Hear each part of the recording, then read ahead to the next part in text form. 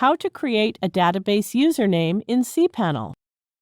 Log into your cPanel account and you will be on this page.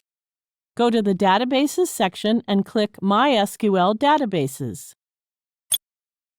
Scroll down to the MySQL Users section. Enter the username of the new user you want to add.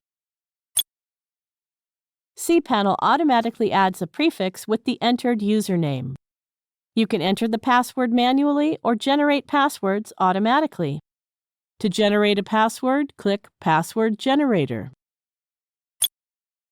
Copy the generated password and save it in a safe place. Now click to check the box after saving the password and then click the Use Password button. The generated password is very strong. Click the Create User button. That's it. We have successfully created a new user.